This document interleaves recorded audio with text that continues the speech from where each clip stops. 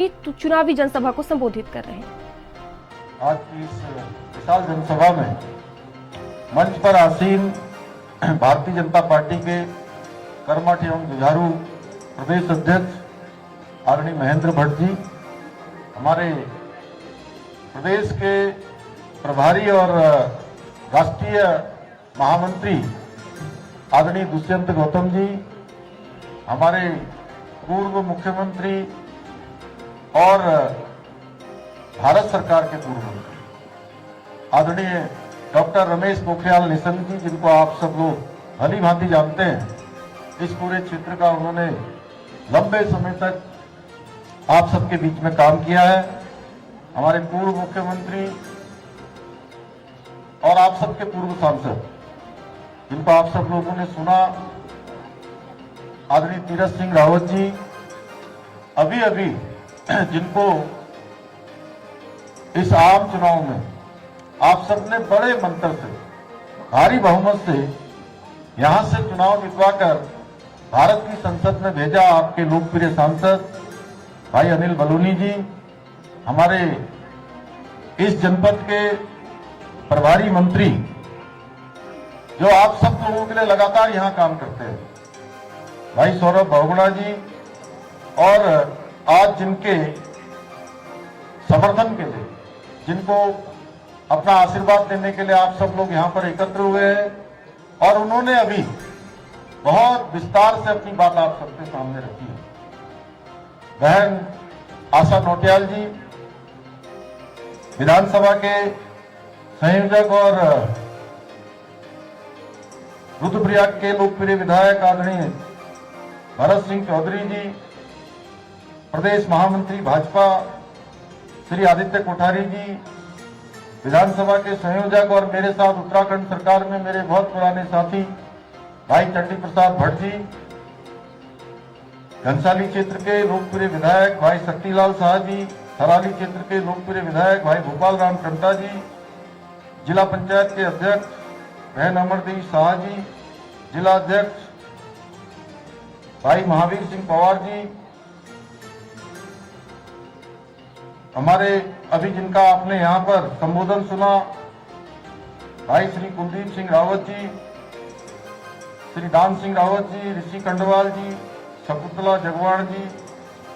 विजय कपड़वाड़ जी, बाचस्पति सेमवाल जी, दिनेश उनियाल जी, भारत भूषण भट्ट जी, विनोद देवसाली जी, श्रीमती बीना बिष्ट जी, भाई कुलदीप आजाद जी, राय सिंह राणा जी, अनुसुईया भट्ट जी, मंडल अध्यक्ष बीना राणा जी, अनिल कोटियाल जी, त्रिलोचन भट्ट जी, सविता भंडारी जी, प्रदीप राणा जी, राजेंद्र लाल जी, गजेंद्र चौधरी जी, अरविंद गोस्वामी जी, विजय राणा जी, अरुण बेनीवाल जी, श्वेता पांडे जी, सुमन तिवारी जी, रघुवीर बिष्ट जी, अनूप सेमवाल जी, भास्कर संबल जी हमारे, और देवेश नोटियाल जी समेत हमारे मंच पर आसीन सभी हमारे पदाधिकारीगण उपस्थित, मातृशक्ति हमारे पुष्टि जी और सभी आए हुए दूर दूर से, संचालन करने वाले गंभीर सिंह बिष्ट जी और मेरे सभी बड़े बुजुर्ग, सभी माताएं बहनें, सभी मेरे नौजवान साथियों, उपस्थित पत्रकार मित्रों एवं छायाकार बंधुओं, मैं सबसे पहले तो आप सबका, और जैसा कि मुझे बताया गया है यहाँ पर, बहुत प्रातःकाल से ही आप सब लोग यहाँ पर आए हुए, प्रातःकाल 10 बजे से आप सब लोग यहाँ एकत्र हो गए। आप सब लोग इतनी बड़ी संख्या में यहाँ पर पधारे हैं। बहन आशा जी को समर्थन देने के लिए, भारतीय जनता पार्टी को अपना समर्थन देने के लिए, केदारनाथ विधानसभा क्षेत्र उकीमार्ट से आए हुए सभी माताओं बहनों को, मेरे नौजवानों को, बड़े बुजुर्गों का मैं अपनी ओर से सबका स्वागत करता हूं, आप सबका अभिनंदन करता हूं, आप सबको प्रणाम करता हूं, और ओंकारेश्वर धाम और पंच केदार की इस पवित्र भूमि को प्रणाम करते हुए दोनों हाथ जोड़कर बाबा केदार से प्रार्थना करता हूं कि वो हम सभी पर अपनी कृपा दृष्टि बनाकर रखें। आज के इस अवसर पर मैं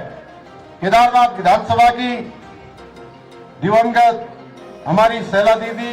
पूर्व विधायक, जिन्होंने केदार घाटी के विकास के लिए अनेक कार्यों को आगे बढ़ाया, जैसा हमारे पूर्व वक्ताओं ने कहा और आशा जी ने स्वयं भी कहा कि उन सभी कार्यों का स्मरण करते हुए उनको मैं अपनी भावभीनी श्रद्धांजलि व्यक्त करता हूं, उनको नमन करता हूं।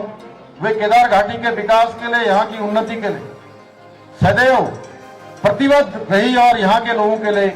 हमेशा संघर्ष करती रही। हम शैला दीदी के उस सपने और उन कार्यों को भी आगे बढ़ाते रहेंगे,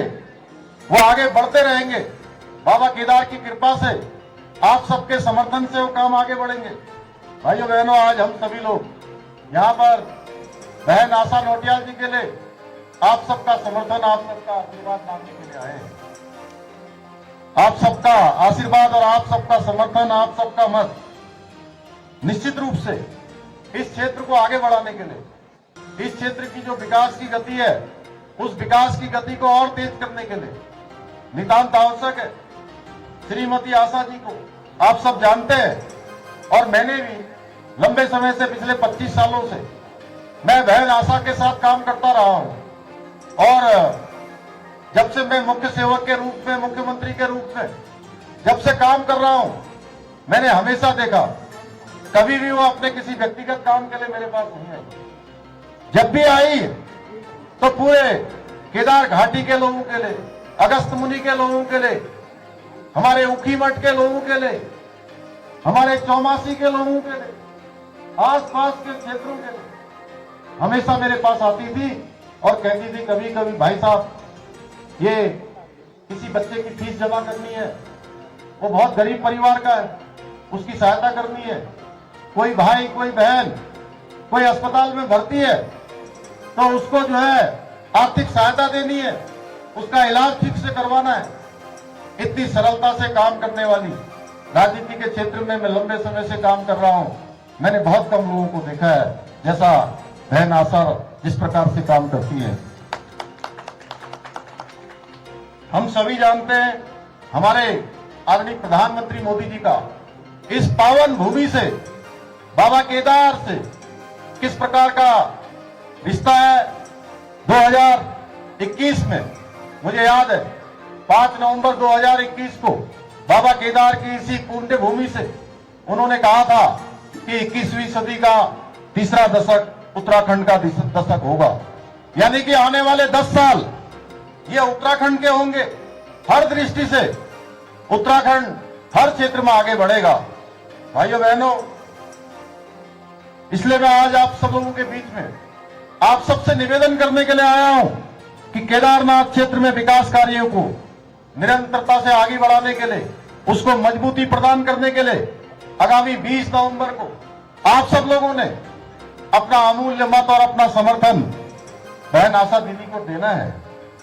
भाइयों बहनों, मोदी जी के नेतृत्व में आज पूरा भारत जिस बुलंदियों को छू रहा है,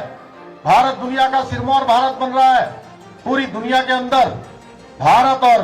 हरेक भारतवासी की जो पहचान बढ़ रही है, मान सम्मान बढ़ रहा है, हम सब गदगद हैं। आज पूरा विश्व भारत की बुलंदियों के आगे नतमस्तक है और हम पुनः विश्व गुरु बनने की दिशा में आगे बढ़ रहे हैं। आज एक और आदरणीय प्रधानमंत्री मोदी जी 140 करोड़ देशवासियों को अपना परिवार मानकर काम कर रहे हैं, वहीं दूसरी ओर भारतीय संस्कृति, परंपराओं और मूल्यों को संरक्षित करने के लिए भी काम कर रहे हैं। इसीलिए उन्होंने अनेक कानून देश के अंदर लागू किए, चाहे वो सीएए का कानून हो, चाहे धारा 370 हो, चाहे पाकिस्तान पर सर्जिकल स्ट्राइक करनी हो, या अयोध्या में भगवान राम का मंदिर बनना हो, या 3 तलाक जैसे अभिशाप को हटाने का काम हो। भाइयों बहनों, ये सारे कार्य उनके दृढ़ संकल्प से ही संभव हो पाए। आज उनके नेतृत्व में हम एक नए भारत की ओर बढ़ रहे हैं, जहां हर एक नागरिक को उसका अधिकार और सम्मान प्राप्त हो रहा है। हम भी उत्तराखंड को आगे बढ़ाने के लिए आदरणीय प्रधानमंत्री जी के मार्गदर्शन में, उनके नेतृत्व में निरंतर अपने राज्य को देश का श्रेष्ठ राज्य बनाने के लिए काम कर रहे हैं। मुझे आप सबको आज यहाँ बताते हुए खुशी हो रही है कि हम अनेक क्षेत्रों में आज देश के अग्रणी राज्यों में हमारी गिनती होनी प्रारंभ हो गई है। और चलिए खबरों में आगे बढ़ते हैं। खबर देहरादून से है, जहां विजिलेंस विभाग द्वारा जन जागरूकता